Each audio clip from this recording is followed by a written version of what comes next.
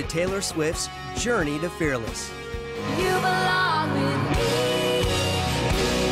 You belong with me. This is a story of a little girl who dared to dream big. From her earliest performances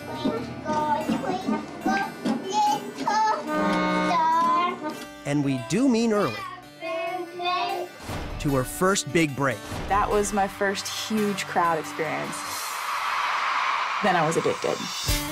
And the challenges along the way. And I went through periods of time where I didn't have friends. That was tough as a mom to hear the shunning. She didn't know it then, but even as a kid, Taylor Swift was fearless. Hi, I'm Taylor. I'm 11. I want a record deal. If you give me a call, that would be awesome.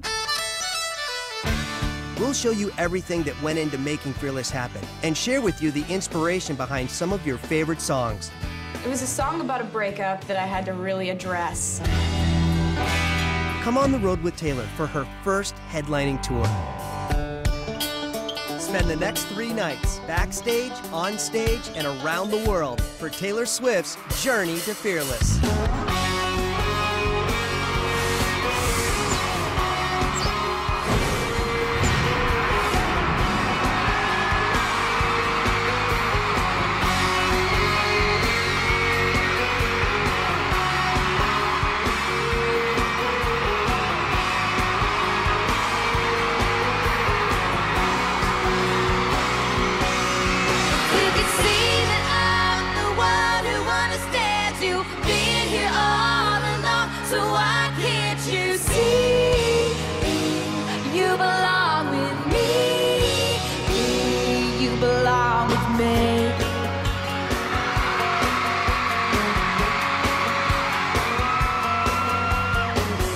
On the phone with your girlfriend, she's upset. She's going off about something that you said. She doesn't get your humor like I do.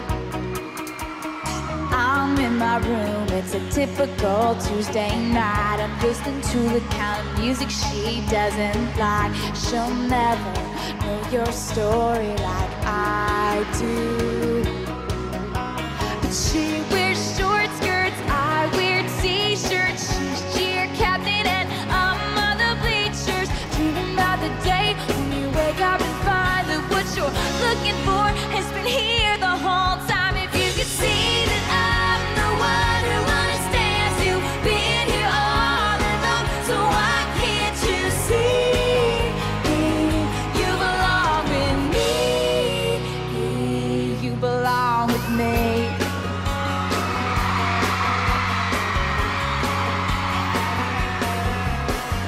Walking the streets with you in your worn-out jeans, can't help thinking this is how it ought to be.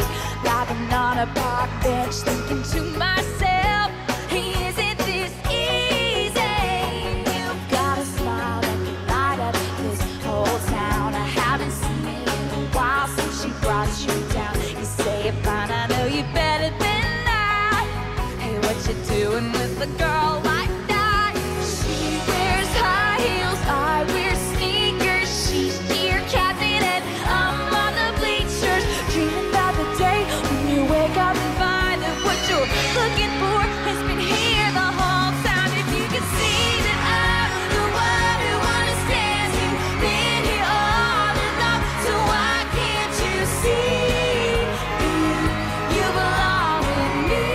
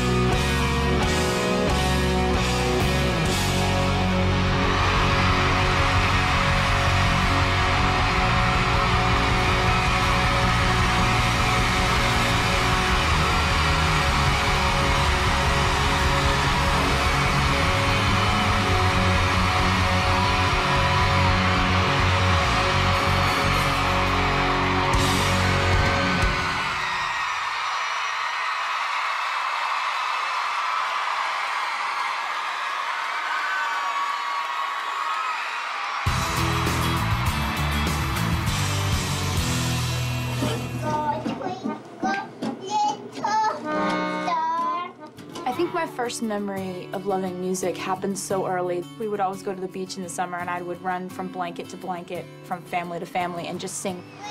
Yay, Taylor! Whoa! I got my first guitar when I was 8 or 9 years old. I couldn't motivate myself to learn because my fingers were too small. I always had the guitar around and had it in the corner. And when I was about 12, this magical twist of fate, the guy who my parents had hired to come fix my computer, I'm doing my homework, and he looks over and sees the guitar in the corner, and he was like, "Do you play guitar?" And I said, "Oh, no, I tried, but no." He said, "Do you want me to teach you a few chords?" And I was like, "Yeah, yes." That was that. I was just relentless about wanting to play all the time. I was songwriting for all of my free time after that.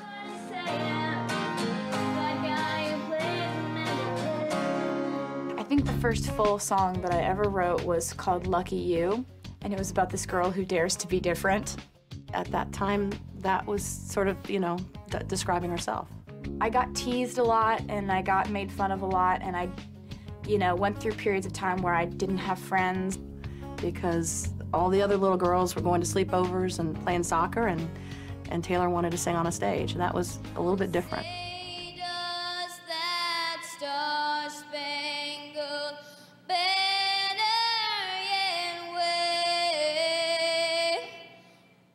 And I stood there in the middle of the giant basketball arena, and with my little sparkly American flag shirt and my white pants and my red headband. I was very patriotic looking. I don't think I had ever been that nervous in my life. Once again, Taylor Swift. They would do a write-up in the local paper, causing a not-so-fun day for me the next day at school.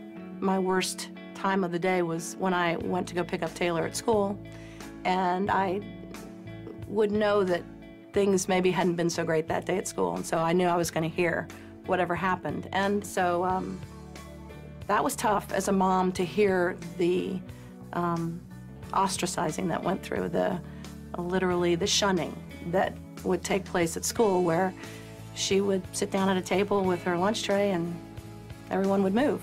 As a parent, there is nothing more painful than hearing that your child is in pain. You'll take any bullet for them, but you realize that this is also something that they have to go through. So that's when I got it in my mind that there was this magical place called Nashville where dreams come true, and Faith Hill got discovered, and I thought to myself, Nashville? Well, I've got to go there. I begged my parents for, I think, a solid year. Please, can we take a trip to Nashville? Just nonstop. I want to go to Nashville, just relentlessly. It was all she talked about. So on spring break, we went to Nashville to go check it out. Everyone you meet in Nashville has the same dream, and a lot of them wanted to be exactly what I wanted to be, which was an artist, and want to be on the stage in front of a lot of people. Taylor would, say, "That's Mercury Records, pull over. I need to run my demo CD." I'd get out and I'd run up to the door. "Hi, I'm Taylor. I'm 11. I want a record deal. If you could give me a call, that would be awesome." And I knew that I had to figure out some way to be different, some way to get better and have more to offer. Music was something that was so necessary for me to be happy. I would play for hours and hours until my fingers were bleeding. She never put it down. She wouldn't put it down. We'd have to literally say to her, "All right, put the guitar down, come to dinner, then you can go right back and play." But it became a matter of forcing her to put it down at that point. I just fell in love with it.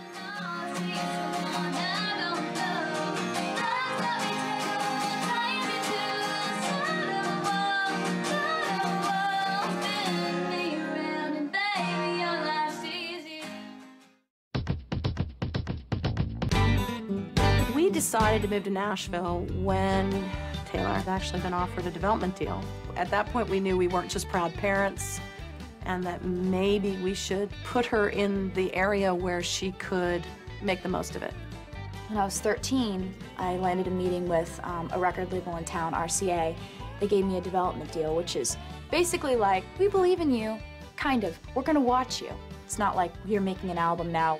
Taylor and I would go in there sometimes once a week with new songs that she had written.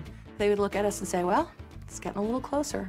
They weren't saying, yes, that's a great song, let's put it on a record. At the end of the year, they had a chance to either sign me or watch me for another year without commitment. They looked at us and said, you know what, we're not ready to offer a record deal. I did something that you don't usually do in Nashville when you have an in with a record label. I walked away because I had a feeling that I was not going to be able to record my own music that I'd written. Looked at her sort of panic-stricken, like, this is a major record label. You don't get that every day. Are you sure you want to walk away from this? And she said, absolutely. I had this showcase at the Bluebird Cafe, ironically the place where Faith Hill got discovered. And I played my guitar and sang a bunch of songs that I'd written. There was one guy in the audience named Scott Borchetta. So he came up to me after the show and he said, I want you on my record label, and I want you to write all your own music. And I was so excited. And I get a call from him later that week and he goes, hey, so the good news is I want you on my record label. The bad news is that I don't actually have a record label yet. Well, he explained to me that he doesn't have a building, he doesn't have a name for it. He just has this dream that he wants to do it. And so he says, will you just please wait for me? And for some reason, I was willing to wait for that. Because she believed in the person who was going to be running that record label, and he really believed in her. I knew that if I could be a part of building something from the ground up, of being the first artist on a brand new record label, that would be okay with me as long as I could do something really adventurous and bold and new.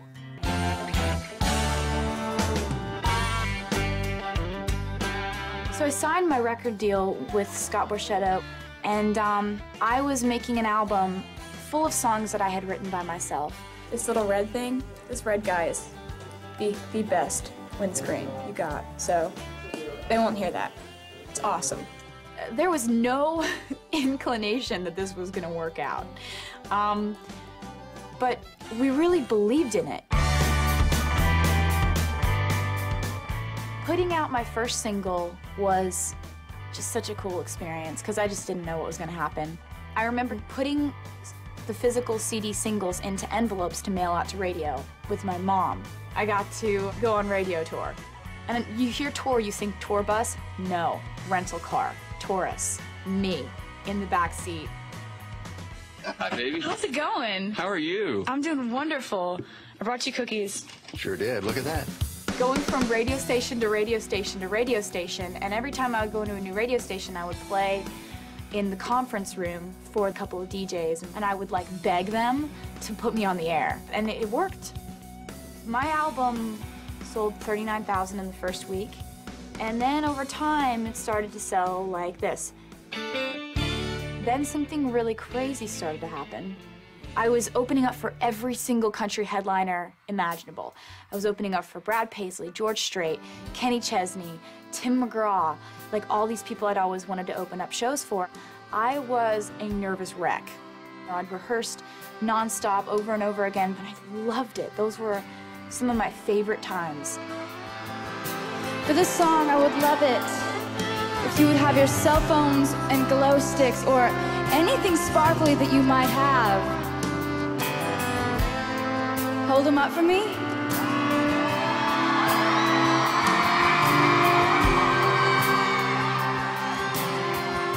And I would love it if you would sing along with this song, because this is the first song that you ever heard from me.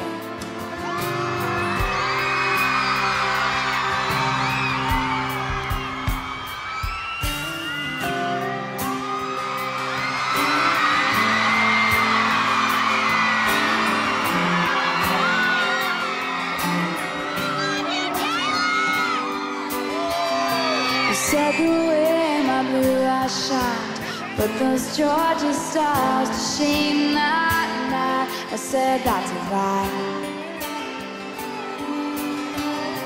Just a boy in a Chevy truck that had a tendency of getting stuck. back roads at night, and I was right there beside him all summer long. And then the time we woke up to find that summer gone. But when you think Tim McGraw, I hope you think my favorite song, the one we danced to all night long. Moon like a spotlight on the bed. When you think happiness, I hope you think that little black dress. Think of my head on your chest and my old faded blue jeans. When you think Tim McGraw, I hope you think of me. September saw my cold tears. I'm thanking God that you weren't here to see me like that. But in a box beneath my bed is a letter that you never read 3 summers back.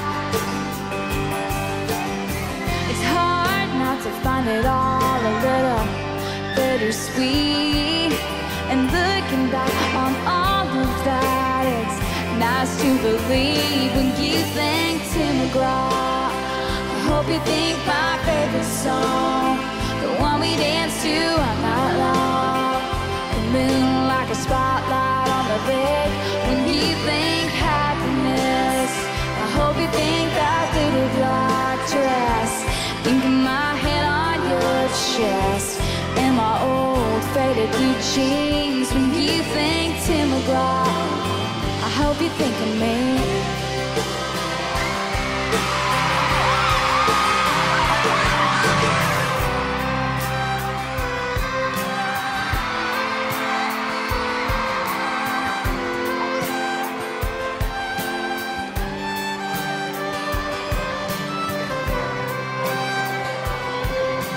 It was such a cool energy walking through that crowd. People are crying, and I love excitable people, so it was one of my favorite things. I hug a lot of people over the course of that song.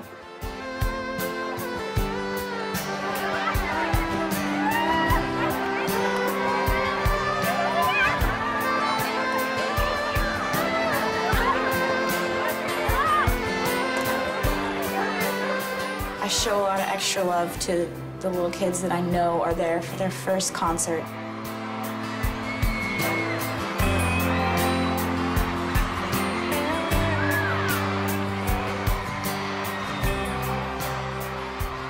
It was really important for me to go out there and actually say hi to people and thank them for coming and be right there next to them, because I'm always going to want to go the extra mile for them, because I can't believe the extra 1,000 miles they've gone for me.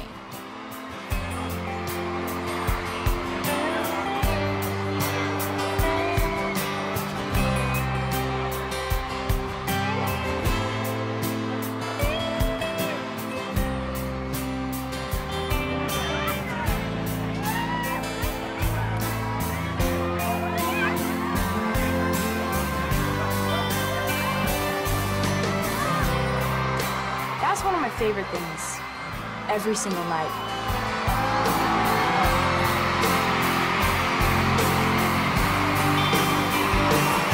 And I'm back for the first time since then. I'm standing on your street. There's a letter left on your doorstep, and the first thing that you read is when you think Tim McGraw. I hope you think my favorite song. Turn Houston radio on. I hope it takes you back to that place when you think happiness. I hope you think that little black dress.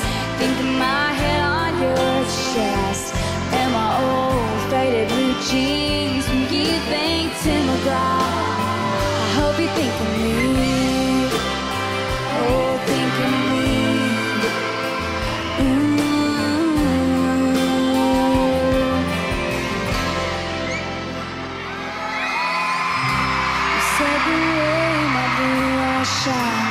Put those Georgia stars to shine now. I said that's a lie.